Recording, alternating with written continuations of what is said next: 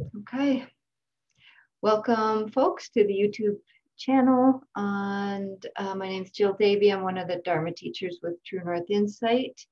Tonight, talking about a really fun topic, fear and dread. Oh dear, fear and dread.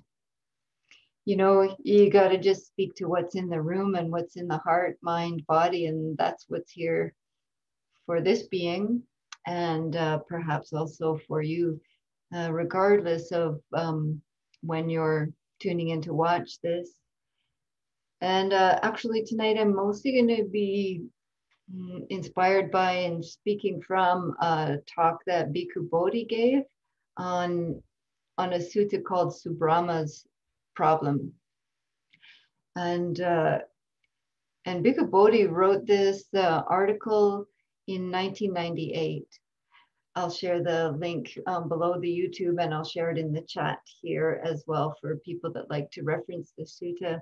It's only 8 lines, this sutta, but this talk from Bhikkhu Bodhi is just, he just nails it so well that I'm mostly inspired. You know, this talk is coming from his beautiful teachings. And it's so interesting because he starts this article by saying, today in both East and West, a general breakdown of law and order has planted us in an implacable sense of uneasiness that creeps up on us on the streets, in our workplace, and even in our homes. He wrote that in 1998. Very interesting. Implacable is a word we might not use in our everyday language, so I just wanted to say that that means unable to be placated, and placated means to calm or soothe or pacify. And so he's saying here there's a sense of uneasiness and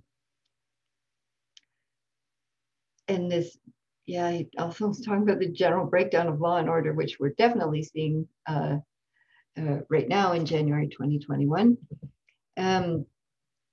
So this inability to calm, soothe, pacify this sense of unease. And in this Zoom chat before the YouTube recording, you know, we were sharing, some of us, how true that is for us, this general, sometimes just an underlying sense of dis-ease, unease, stress, anxiety, worry, and sometimes like really heightened, really, you know, a panic attack or a really acute experience of that.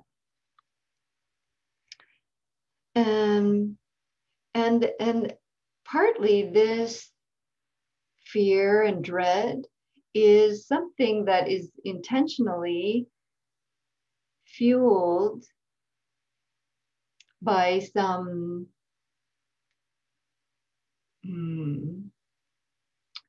corporations that have something to sell to make you feel safer and happier and placated, or by governments that, you know, want to keep everybody fearful of each other and separate or fighting and these things. So there's I think not in a conspiracy kind of way, but there's some truth to that.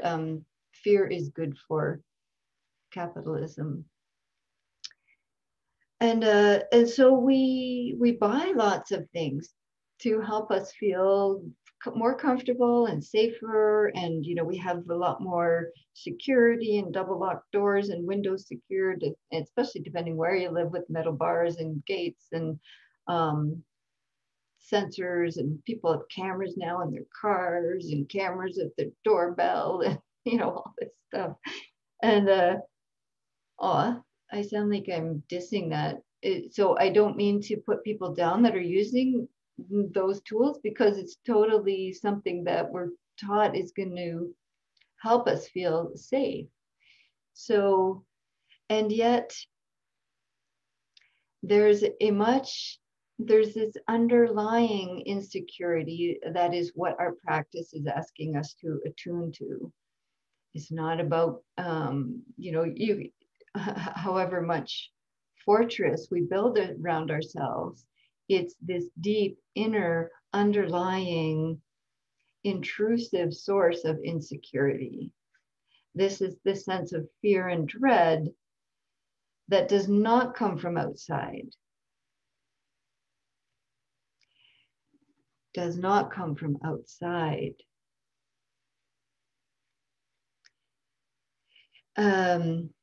So that, yes, there are external dangers, and I'm not at all minimizing that, but even if we had the perfect fortress, we would still have this underlying fear that really is what needs attending to. This anxiety that's always floating at the edges of our awareness, of our minds. And so this little sutta is called the Devaputta. It's in the Devaputta Samyutta. It's in the Samyutta Nikaya, which is a collection of, which means the grouped discourses, and Devaputta means son of the Devas. And so there's a collection of teachings that are all about sons of Devas. And then there's also a collection about daughters of Devas. So for people that are interested in that part of it, you don't need to know that to hopefully find something useful here tonight. But yeah, for some people like to know that. So I'm going to pop the first part of the sutta into the chat, just so some people like to read it. I'll put it down below in the YouTube, but I'm going to also read it out loud. So you don't have to worry if your eyes are resting, you can just let them rest. In this sutta, there's only 8 lines. And the first 4 lines are from this Deva called Subrahma. And so Subrahma is meeting the Buddha, the awakened one, and asking this question. And he says, always anxious is the mind. The mind is always agitated about problems, present and future. Please tell me the release from fear. Yeah, we can all connect with that, right? Always anxious is the mind. The mind is always agitated. So you'll notice there that word always is repeated in those first 2 lines. And when something's repeated, it's usually something to pay attention to. It's like repeated for a reason. And so always here doesn't mean that, Pali word for that is niccam, N-I-C-C-A-M. And it doesn't mean that it's always that way, that we never experience joy, or we never experience, pleasure or courage. It's not saying always in that sense, because these are, we do have times of beauty and joy and connection and pleasure, etc. But it's underscoring or really highlighting the stubborn persistence of anxious dread. Bhikkhu Bodhi describes it, anxious dread which trails behind us like a gruffy mongrel, growling when we cast a backward glance, ready to snap at our heels when we're off guard. Very evocative image. Yeah, so this is why it's saying always anxious is this mind. The mind is always agitated because it's kind of something that's pretty persistently there for most people in the background or in the underground. And sometimes it's really snapping at our heels, and a lot of us are feeling that right now. And so he's asking, please tell me, be released from fear. But that third line there, the mind is always agitated about problems present and future. Yeah, so there's that future projection. And there's our worries right now, our worries and concerns and fears that are showing up right now. But also there's a strong tendency to project into the future. You know, some of us were sharing our concerns. How long is this going to go on? And yeah, how much longer can I stand this is something we might commonly hear ourselves say.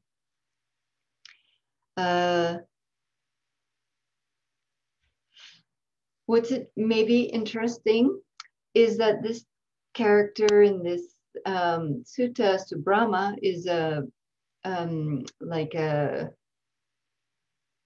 heavenly being, a deva, and so maybe that highlights that even someone in a deva realm, where is still experiencing, is not free from fear and dread. So no matter what luxurious mansions you have, what fine automobile, what lucrative job, what excellent security systems you have, that none of these things, even being a deva, will guarantee inner stillness and peace. And so we can cut ourselves some slack that this deva is experiencing that, and so am I. And the reason that all of those things are not going to give us the relief we're looking for is because the source of the problem is the mind itself, which follows us no matter where we go, no matter what security you think you're building and comfort into your life. That's not the source of the problem.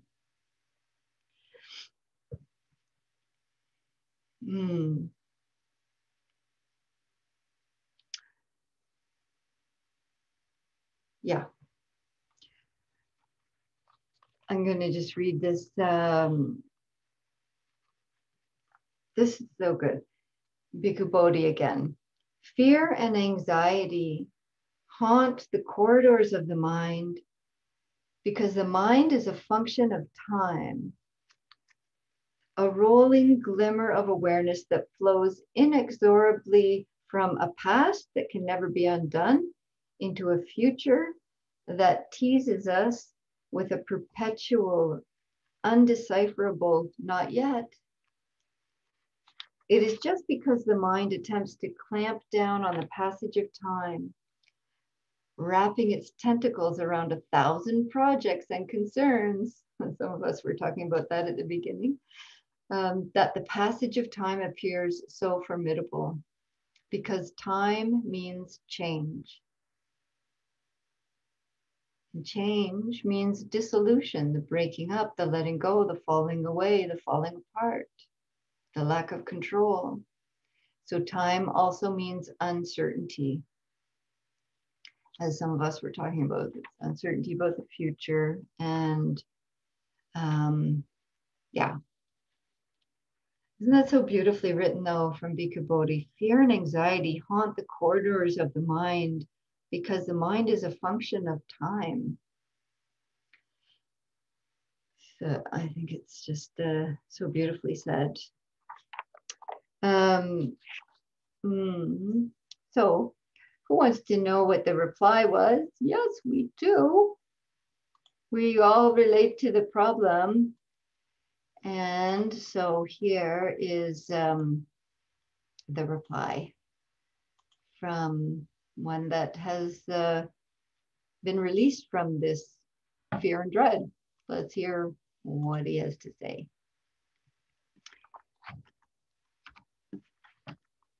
Okay. And the last line of that first stanza, so Brahma says, please tell me the release from fear. So in that asking, it's quite clear and strong and direct. And he's not asking, tell me how to get some relief or some ease or have a little break or, give me something to help me get through this next round of business deals or, family issues or something. He's asking for nothing less than total release from fear. And so the Buddha then is saying, all right, you're asking a direct question. I'm going to give you a nice, short, and direct answer. And so I've put that also in the chat. I'll put it down below in the YouTube thing, and I'm going to talk about it now. So this is the answer to this question. Please tell me the release from fear. The Buddha said, not apart from awakening and austerity. I'm going to explain what these are. Not apart from sense restraint, and not apart from relinquishing all, do I see safety for living beings. So, safety for all of us, the real inner safety that goes with us wherever we go, is not apart from awakening. Awakening is the word bodhi. So this is where Buddha comes from, awakened one, bodhi. Am I going to go into that? Yeah, so maybe I won't do a whole big talk about what bodhi, awakening means, but we can hear that it means freedom, release from fear. So for this context tonight, we'll just leave it at that it's complete release and freedom from more than just fear, but for tonight, we'll just leave it at that. So, not apart from awakening and austerity. Austerity is tapas, T-A-P-A-S. And this is, tapas is like the energy that the right energy and effort that we put into our practice. If we're just kind of like, that I was meditating, or, well, I sort of did, or, I did last week, or a little bit here and there, or like if it's kind of just a shrug of a practice, then there isn't enough tapas, there isn't enough energy, vigor, effort to really attend in our practice to calming down, attuning, awakening, seeing how things are, seeing clearly how things are. This takes intention and right effort. And so he's saying that's definitely necessary here. Not apart from sense restraint. So this is something that someone was speaking to earlier in our chat, of how much news am I watching? How many YouTube wormholes am I diving into? How much Facebook scrolling and feeding of, of clickbait that the next thing is going to lead you to the next thing, etc. This is protecting this. This is sense restraint. I mean, this was said 2,600 years ago. Like, wow.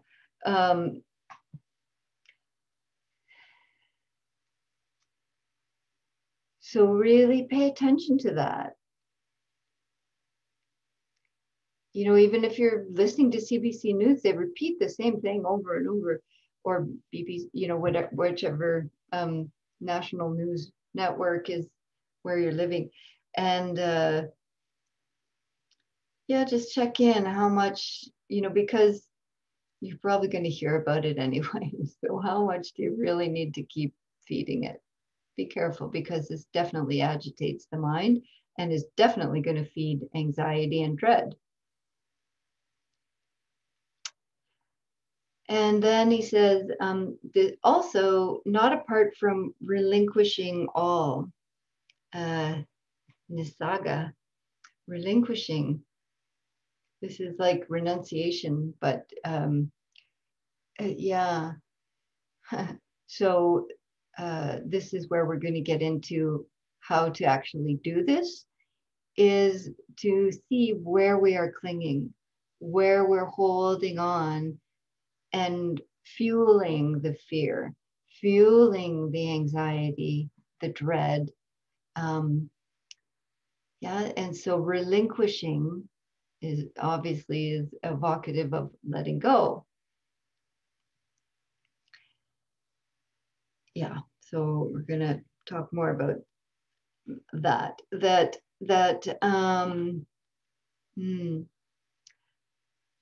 So our practice of mindfulness, which is the practice of awakening,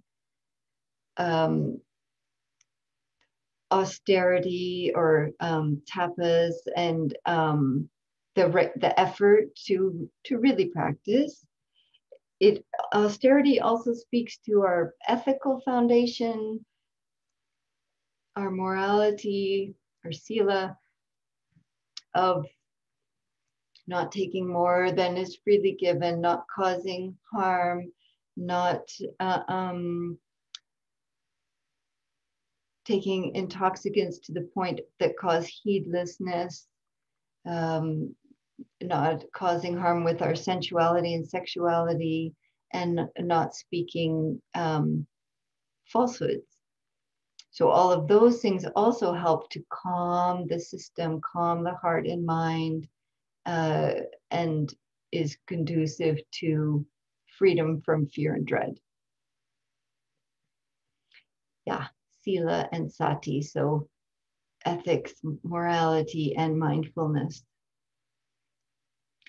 Yeah, so these things that he's saying is like, this is the way, the path for this true deep inner safety, is a training. It's a path.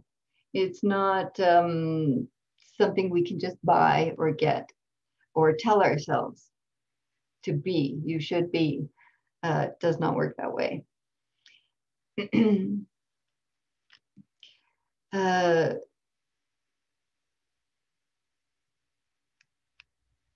Yeah. So that part, not apart from relinquishing all, this is really pointing to the key here of seeing clinging and the practically infinite ways that we cling. Clinging to our possessions, clinging to our loved ones, clinging to our position or our sense of status, and most tenaciously, of course, clinging to our sense of who I am, me and mine, and how I want to be seen, and who I think I am, and all the ideas of what it means to be me. That's our deepest clinging.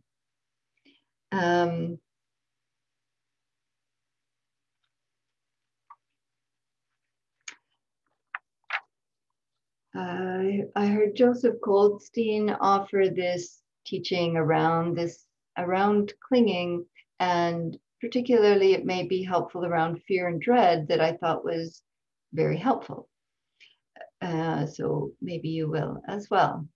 So he's got these 4 parts: A, B, C, and D. And A is the situation or the thought. So, you know, we were sharing in the chat before some of the situations that are happening in the world right now, and in our communities, and in our homes, and in our relationships, and in our bodies. This is the situation. And then we have the thoughts about it. The thoughts that are turning it into a worry and a fear into the future and how are we going to cope and all those questions, all that unknown. So this is A, we have the situation and the thought. And then we have B, which is the reaction in the mind. You know, the situation is whatever example you want to bring it down to. This is the situation, and then there's the reaction.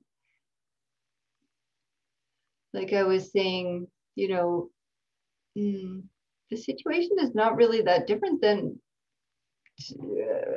it seemed to me than what it was in March. And here we are in January.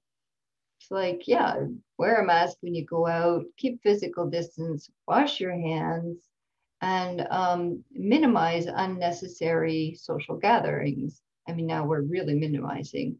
But the words of curfew or state of emergency really triggered a reaction in the mind, like, whoa, that sounds heavy, and what does that mean? And you know, it's so that's more of the reaction in the mind. It's not, the situation is not really that different. And so between A and B, we get this looping that happens, right? The situation and then the thought, and then it's like pinging back and forth, and it heightens, it gets bigger, it gets exaggerated. Our whole system gets activated and triggered between this loop. And so then he brings in, Joseph Goldstein offers C. A and B are looping on each other, feeding each other, fueling the anxiety and dread, fear and dread. And then C is the question.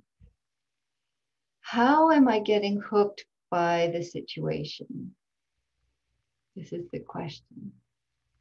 So just stopping the loop and ask, how am I getting hooked by the situation?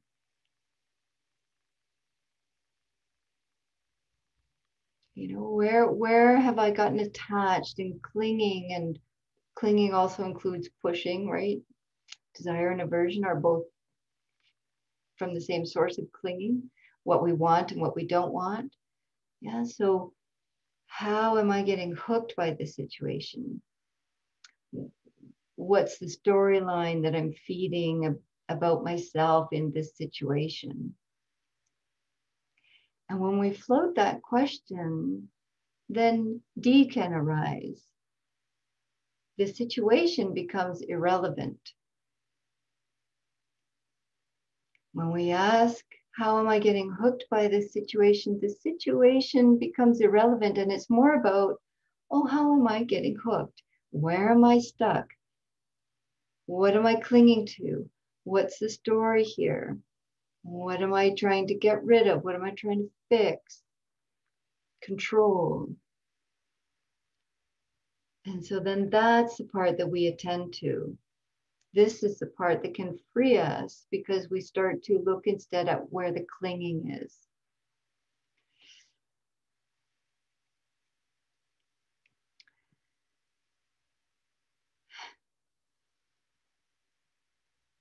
Not just looking at the object of where we're clinging, but the subject, who is clinging?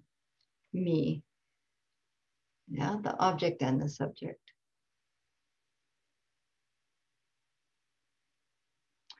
So a Bhikkhu Bodhi goes on to say that the prescription, yeah, well, I'll read his full sentence here because it's awesome. The cutting irony in the solution the Buddha holds out to Subrahma lies in the fact that the prescription requires a voluntary assent to the act we instinctively try to avoid.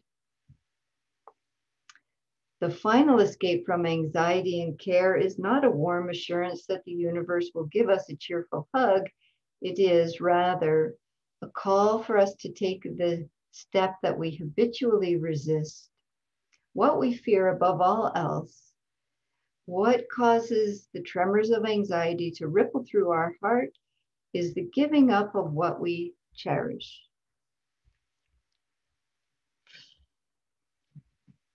So these words, a voluntary assent to a voluntary meeting, opening to, attending to what we instinctively try to avoid, is what's required here. To turn towards where am I hooked, as Joseph was inviting, where am I hooked? How am I hooked? And then to turn towards that and practice giving up what we cherish.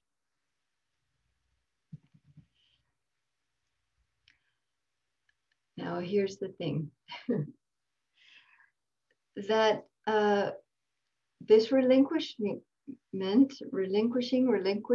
is can't happen by force. In fact, trying to do that can be harmful or self-destructive. Like, just like let go, let go. Trying to tell ourselves to don't stop being that way, don't do that, or don't feel that way. Of course, this does not work, and it just causes more harm to our system. But instead,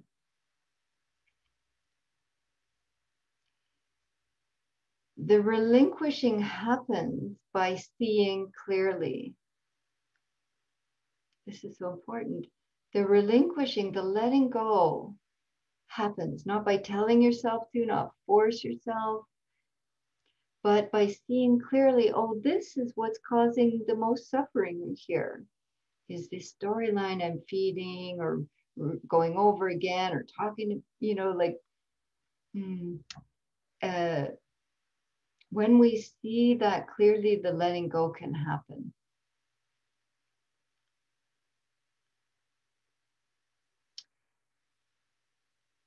Yeah, not by force, not by rejection of what we're loving and cherishing and holding on to, but it comes from wisdom and insight, awakening, awakening to the deep understanding that at this very moment, there is nothing that we can truly claim as me and mine, that I can control. And there's nothing that's permanent and solid, reliable. When this is truly known and seen, letting go happens.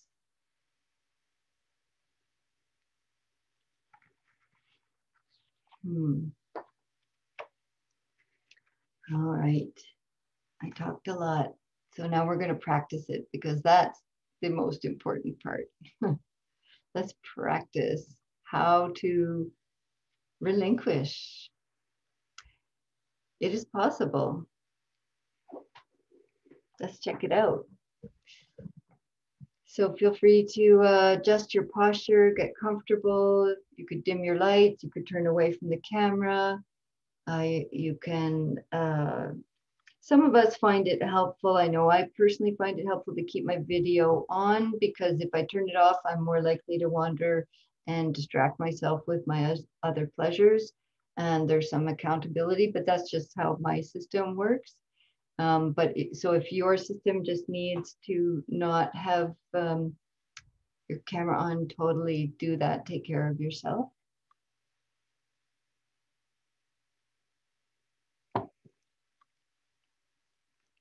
And if you need to sign off, that's okay too. Really take care.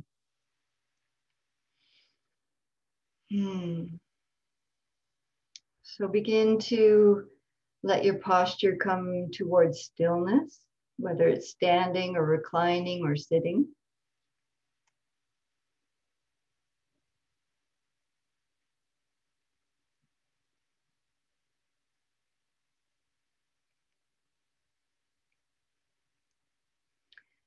And invite a place for the eyes to rest that feels soothing and kind for your system tonight. So for some, it might be looking out a window or at a piece of art, or the eyes just resting on a wall.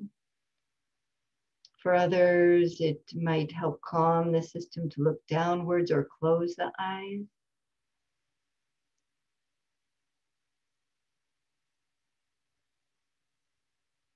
And whichever place we're choosing to rest the eyes, inviting a softness, a width, a smoothness across the forehead.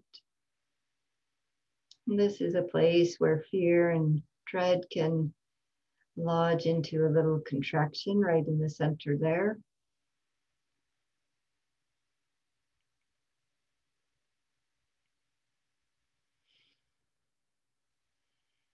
As the eyes and forehead rest, just feeling into the rest of the face and see if there's any tension there that isn't needed right now, that feels safe to soften a little bit. And also knowing that if your system needs to hold a little bit of gathering there, then that is okay for you to do.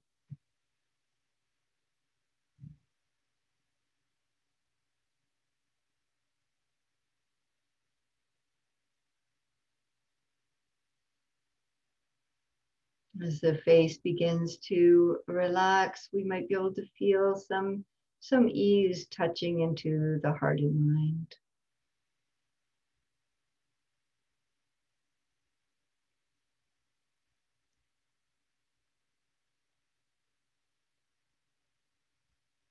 Inviting the sides and back of the neck to lengthen so that the bones of the shoulders rest down. The weight of the shoulders sliding down through elbows into resting hands.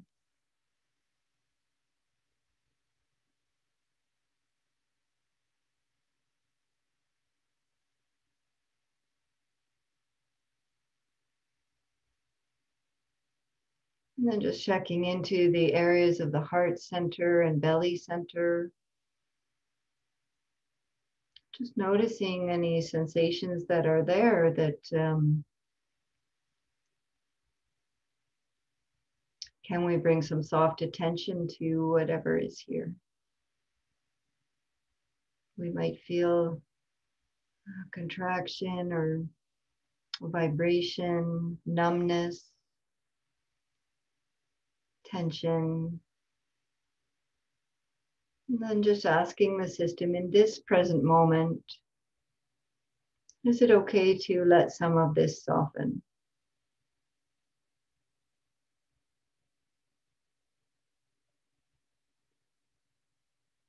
Is it okay right now to just let some of this soften?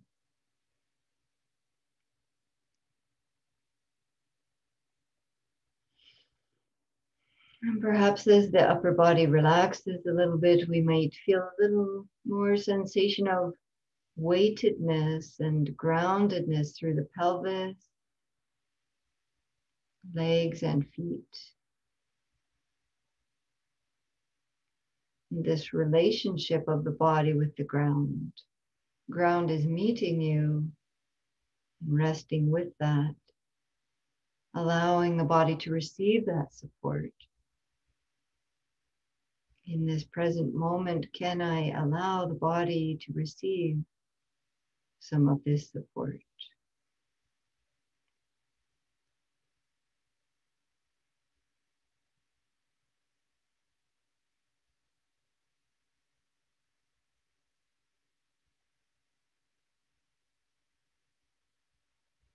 With this kind attention,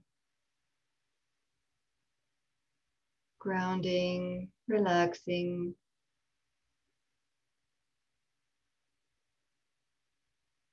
we open now to the experience of sounds and sensations in the body that are coming and going.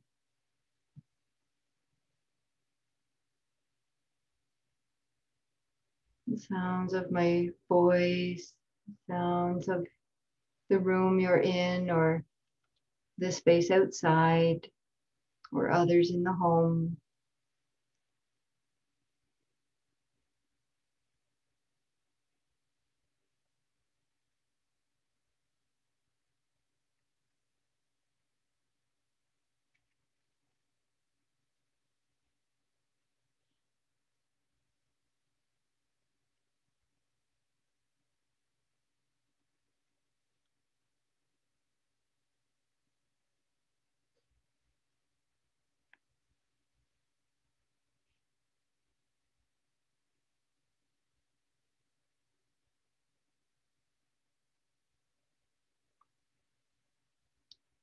Just gently resting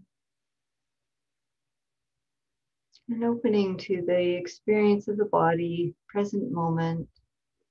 Perhaps sounds are available and they can be known in their nature of arising and passing.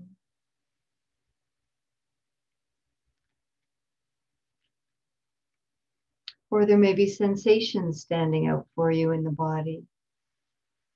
And can they just be known with their nature of arising and passing? Even sounds or sensations that seem solid or permanent have waves within them, pulses or vibrations or intensifying and easing.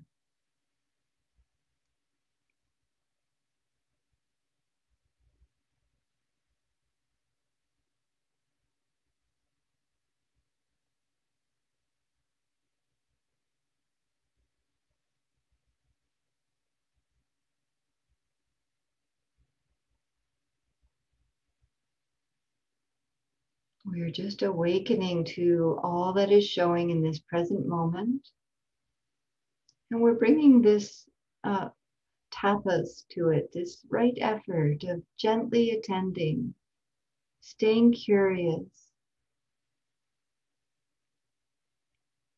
restraining our sense doors and just paying attention to a few. The eyes are resting, the hands are resting, the mouth is resting.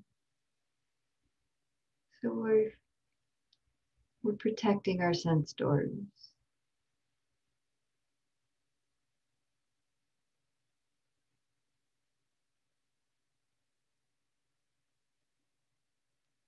And perhaps you can see and feel the quality of relinquishment that is here. Just letting everything be. Not controlling, getting, pushing away. Oh, it's like this. Just letting it be.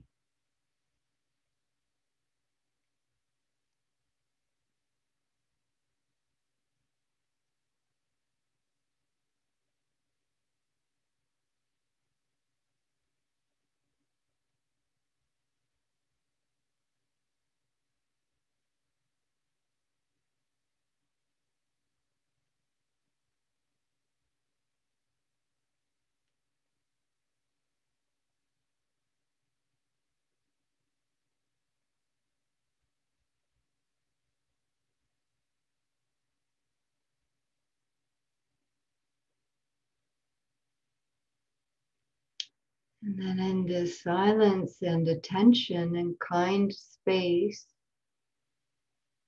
we may at times notice the waves of the mind,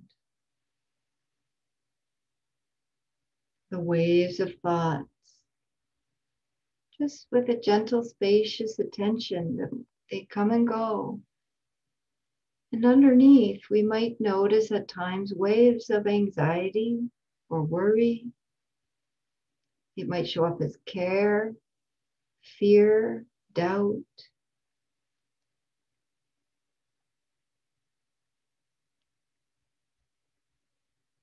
And we don't push it away. We don't fix it.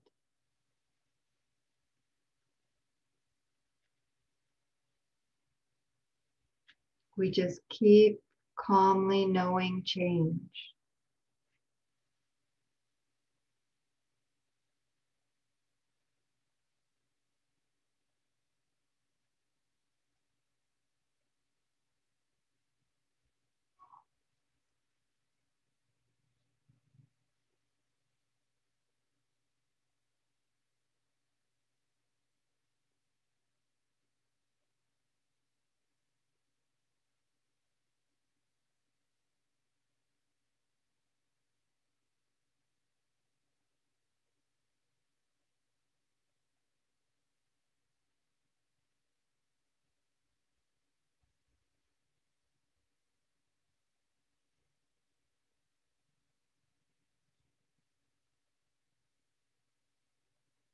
And if we feel we've gotten caught asking that question, how am I getting hooked by this situation?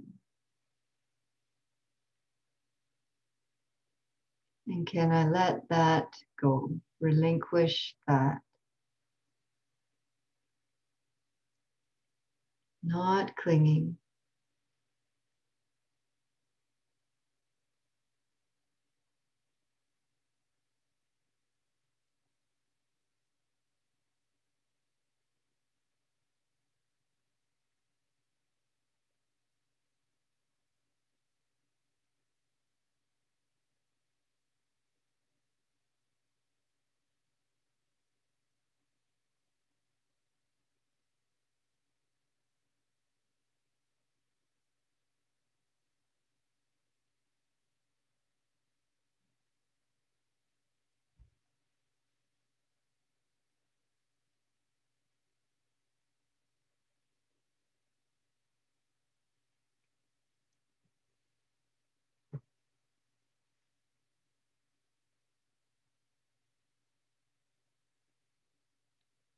KC.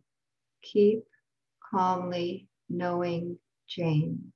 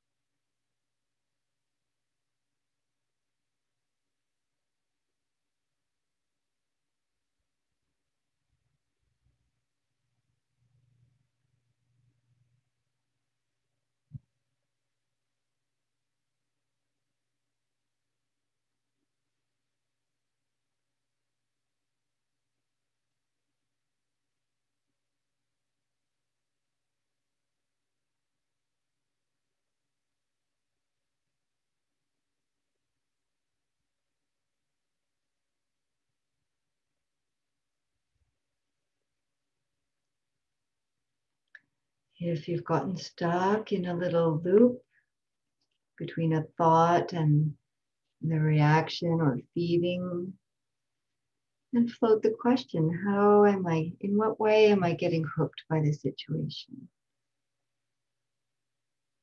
And just in that seeing, letting go can happen.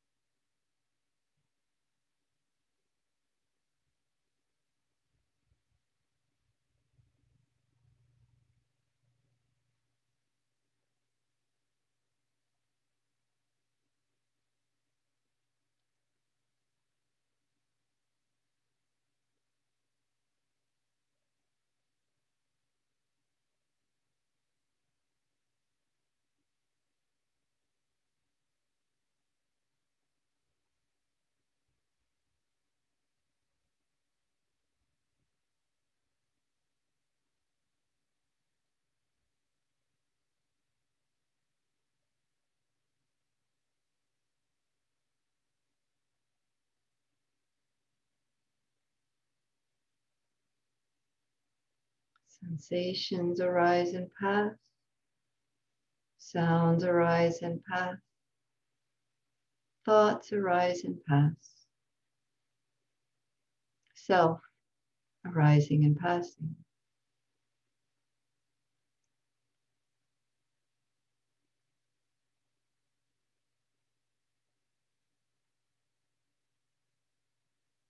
Keep calmly knowing change.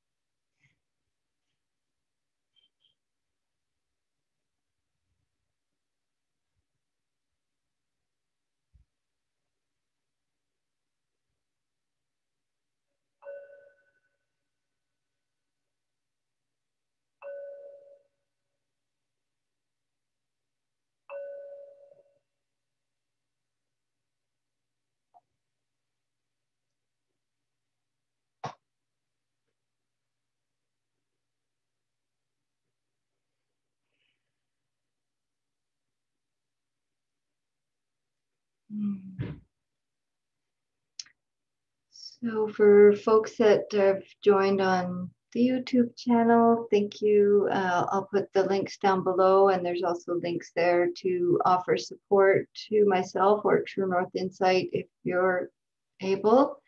And thank you for being here.